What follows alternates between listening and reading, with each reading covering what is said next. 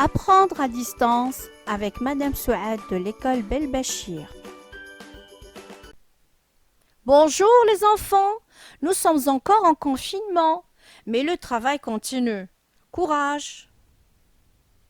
Aujourd'hui, nous allons voir une nouvelle leçon de grammaire, les mots invariables et précisément les adverbes, dont les objectifs sont savoir et définir ce qui est un mot invariable, savoir définir le rôle des adverbes et enfin savoir définir les différents adverbes. Allons-y, passons au travail. Alors, quels sont les différents genres et types de mots invariables qu'on a?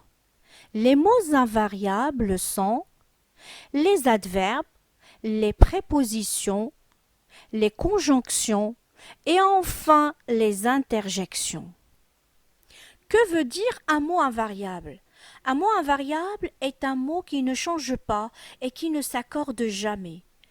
Exemple, hier, devant, certes. Regardez ces deux phrases. Hier, le directeur a voyagé. Hier, les directeurs ont voyagé.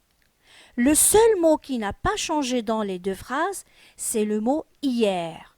Donc, hier est un mot invariable.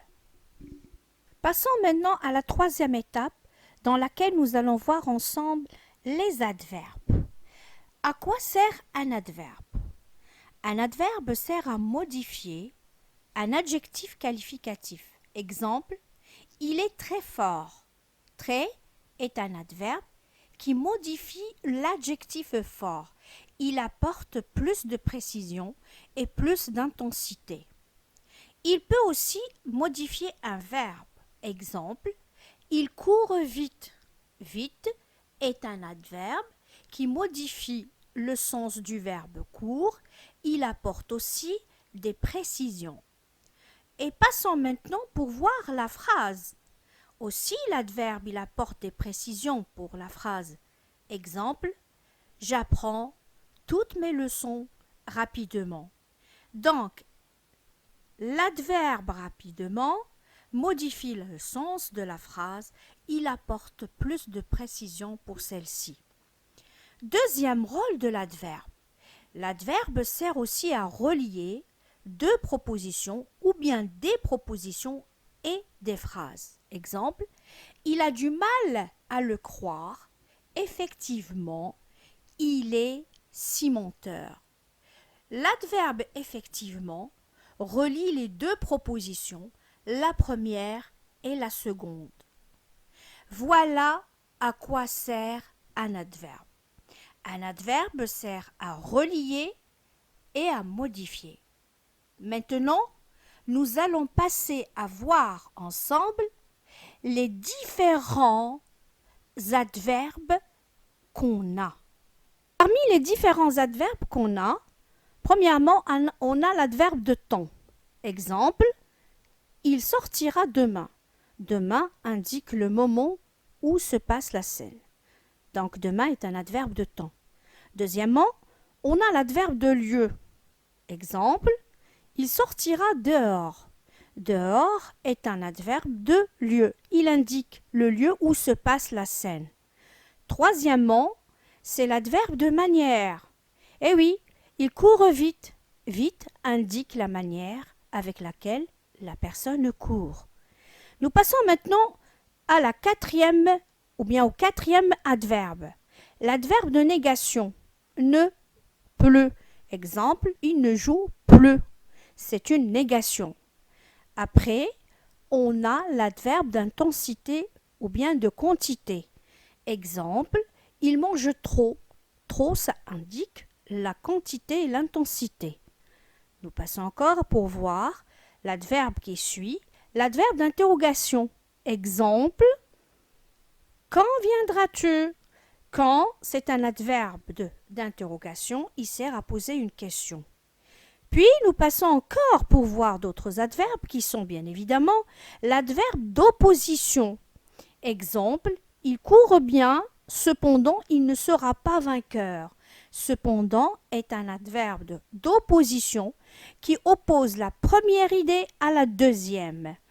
Mais enfin, on a la dernière étape, le dernier adverbe, c'est l'adverbe d'explication. Exemple, il a du mal à le croire. Effectivement, c'est un vrai menteur. Effectivement, c'est un adverbe d'explication. Ça explique la première phrase par rapport à la deuxième. Voilà ce qui est des différents adverbes. Nous allons passer maintenant à la dernière étape du cours. À ne pas confondre. Qu'est-ce qu'il ne faut pas confondre? Il ne faut pas confondre entre un adjectif et un adverbe. Commençons par l'adverbe et commençons par le mot au. Au en qualité d'adverbe. Exemple, place les barres très haut. Au est un adverbe. Il définit la circonstance dans laquelle se déroule le verbe placer. C'est un adverbe de lieu, donc c'est un mot invariable. Il ne s'accorde pas. Passons pour l'exemple B qui est l'adjectif. Haut en qualité d'adjectif. Exemple, ce mur est très haut. Haut ici est un adjectif attribut. Il qualifie le nom mur.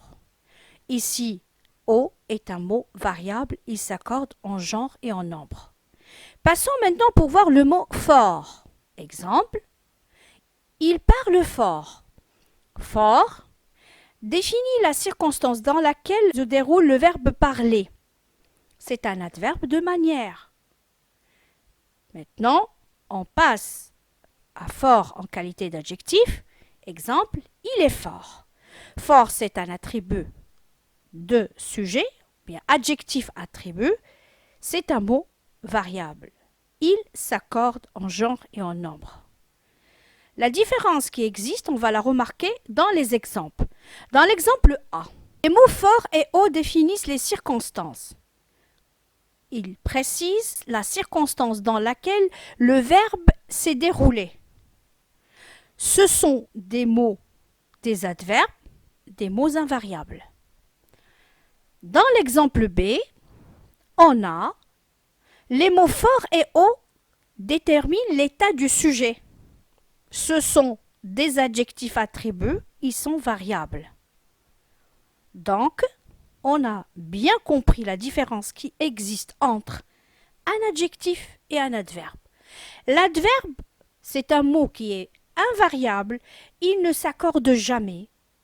Par contre, l'adjectif, c'est un mot variable, il s'accorde en genre et en nombre.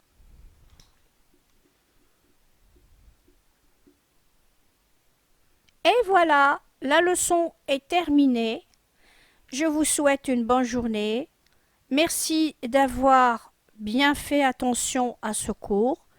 À la prochaine fois, à la prochaine leçon. Merci. Au revoir.